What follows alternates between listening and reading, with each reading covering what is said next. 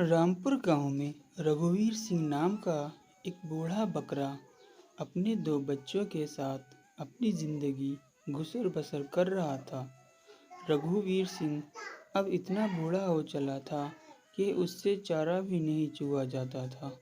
रघुवीर सिंह अपने बड़े बेटे भोलू सिंह के साथ रहता था। उनका घर बहुत छोटा था। बरसात का मौसम मानो जैसे उन पर कोई कहर आ गया हो। एक तो उनका घर बहुत अच्छा और पुराना, ऊपर से बरसात हो रही थी। रोज की तरह रघुवीर सिंह अपने बेटे की बीवी से कुछ चारा मांगने जाता है।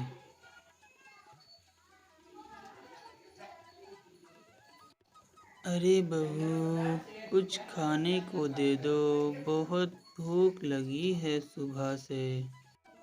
बाबूजी, आपका तो रोज का यही हो गया। एक तो ऊपर से बरसात का मौसम और आपको फ्री की रोटियां चाहिए खाने के लिए। बेटा, मैं चल फिर नहीं सकता, इसलिए अब मेरे अंदर चारा चुगने की हिम्मत नहीं रही। बाबूजी, यहाँ तो हम खुद ही परेशान हैं। आपको रोटी चाहिए। अरे बहू, अब मेरी उम्र हो चली, तुम सब मुझे इस तरह से क्यों करते हो? ये सब देखकर रघुवीर सिंह चुपचाप बैठ जाता है और गहरी सोच में पड़ जाता है। उधर शाम के टाइम भोलू सिंह वापस घर लौटता है और आकर देखता है उसका बाप चुपचाप बैठा है और कहता है, बाबूजी, फिर वही शिकायत, फिर वही खाना। अरे बेटा, मैंने तो सिर्फ दो चारा मांगा था। मैं अब बूढ़ा हो चला हूँ, चारा चुगना मेरे बस की बात नहीं है। और मैंने फिर तुम सबको पाला भी तो है, कितना प्यार दिया तुम सबको मैंने। बाबूजी, खाना, फिर वही शिकायत, मेरी बीवी दुश्मन नहीं है आपकी कोई। बेटा, मैंने तो बस थोड़ा चारा मांगा था। बाबूजी, अभी हालत हमारी ठीक नहीं है। दोनों के बीच बातें होती है और दीनानाथ कहता है, बेटा, तुम सब मुझे सबको मैं बुरा लग रहा हूँ। और फिर भोलू सिंह कहता है, बाबूजी, बात बुरा लगने की नहीं है। आप देख रहे हो ना, ये बरसात का मौसम है और आपकी दिन पे दिन फरमाइशें बढ़ती जा रही है। ये सुनकर रघुवीर सिंह कहता है, बेटा, मैं अब बूढ़ा हो चला हूँ, मैंने तुम्हें बहुत प्यार से पाला है। दोनों बातें करके कुछ टाइम के लिए खामोश हो जाते हैं और रघुवीर सिंह अब दिल में सोच लेता है कि अब यहाँ मेरी कोई जगह नहीं रही और मैं यहाँ से अब चला जाऊँगा।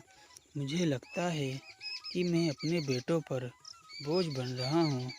उस दिन रघुवीर सिंह ने सच्ची फैसला कर लिया था और अगली सुबह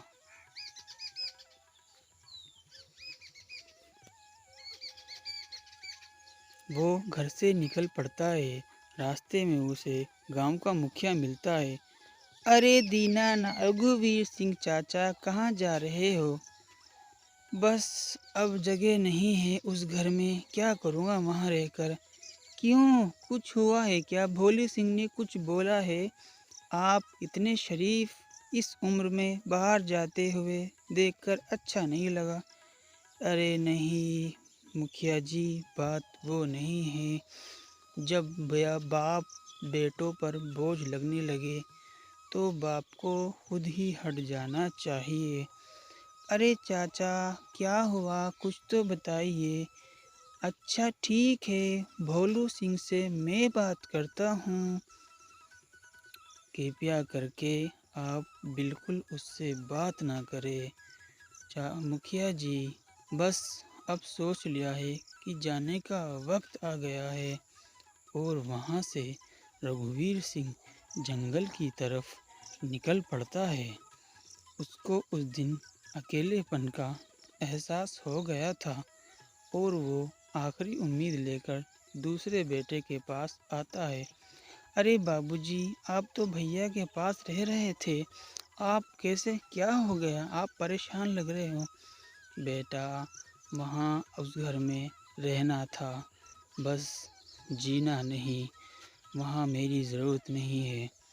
बाबूजी, लेकिन आपने सारा ज़मीन जितनी भी थी, जितना चारा था, सब भैया को दे दिया। बेटा, दिया तो था, मैंने बाँटा, अपना दिल, ज़मीर, प्यार सब मैंने उसको दे दिया, लेकिन मुझे नहीं पता था कि मेरा कोई नहीं होगा। मैंने कितना प्यार किया तुम्हें। पापा, आप तो मुझे पहले बता देते, लेकिन मैं क्या करूं, हमारे घर में भी मजबूरी है, मैं रख तो लेता आपको। बेटा, मैंने रहने की जगह मांगी है, तुमसे ये घर छीनने को नहीं बोला। अगर तुम्हारा भी मन नहीं है तो कोई बात नहीं, मैं अपना खुद सहारा ढूंढ लूँगा। बापूजी, बात ये नहीं है, एक तो बरसात का मौसम है, ऊपर से काम ठीक नहीं चल रहा, और फिर आपने कुछ हमारे लिए बचाया भी तो नहीं। बेटा, मैं क्या बचाता, जो भी था सब कुछ तुम पर ही तो लुटा दिया था मैंने। बाबूजी, मैं माफ़ी चाहता हूँ, मेरा घर उतना बड़ा नहीं है कि मैं आपको रख सकूँ, और बाबूजी, मेरे बच्चे भी तो हैं। उस दिन रघुवीर सिंह की सारी उम्मीदें टूट चुकी थी। अब उसके दिल में ना तो किसी की तरफ से कोई शिकायत थी और ना ही किसी से कोई शिकवा गिला। वो जंगल की तरफ बारिश में भीगते हुए निकल पड़ता है, और उस दिन बारिश से पेड़ भी भीगे, पौधे भी भीगे और ज़मीन भी भीगी, लेकिन रघुवीर सिंह के आँख से एक आंसू न बहा। अब उसने फैसला कर लिया कि अब मैं वापस वहाँ नहीं जाऊँगा जहाँ सिर्फ मेरी ज़रूरत भी नहीं है। मैं एक पुराना सामान लगने लगा हूँ उनको, जो एक कोने में रखा जाए और वक्त आने पर बाहर निकालकर फेंक दिया जाए। बारिश अभी भी रुकने का नाम नहीं ले रही थी और रघुवीर सिंह बेसहारा सोच रहा था कि अब मैं इस बुढ़ापे को लेकर कहाँ जाऊँगा। फिर रघुवीर सिंह ने हिम्मत जुटाई और उसने फैसला कर लिया कि जो भी हो देखा जाएगा। वो जंगल की ओर बढ़ गया और एक पेड़ के नीचे आकर बैठ गया। रघुवीर सिंह बैठा ही था, तभी उसे एक पेड़ के बोलने की आवाज़ आती है। आ गए हो रघुवीर सिंह, अपनों ने ठुकरा दिया। कौन हो तुम, कहाँ से बोल रहे हो, कोई कोई दिखाई क्यों नहीं दे रहा है मुझे। अरे अरे, तुम तो एक पेड़ हो, तुम हम हमारी तरह कैसे बोल सकते हो। रघुवीर सिंह, मैं कोई आम पेड़ नहीं हूँ, मुझे ऊपर वाले ने भेजा है तुम्हारे लिए, तुम्हारी मदद के लिए फरिश्ता बनाकर भेजा है मुझे। तुम वो आवाज़ हो जिसकी मुझे ऐसे टाइम ज़रूरत थी जहाँ मैं बिल्कुल अकेला तन्हा हूँ। रघुवीर सिंह, अब तुम यहीं रहो, मेरे नीचे लकड़ी, पानी, फल, पत्ते सब तुम्हें यहीं मिल जाएंगे। तू सही कह रहा है, अब मैं यहीं रहूँगा, तेरे नीचे घर बनाऊँगा लकड़ी का, मेहनत करूँगा, और अब मैं खुद के लिए जीऊँगा, दूसरों के लिए मैं जीना छोड़ दूँगा। ये बात हकीकत है।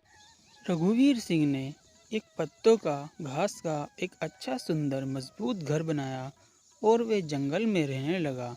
सीख, कभी भी बूढ़े माँ बाप को घर से बाहर ना निकाले, उनकी सेवा करे और स्वर्ग प्राप्त करे, क्योंकि माँ बाप हर बच्चे को पालते हैं, लेकिन बच्चों से माँ बाप नहीं पाले जाते।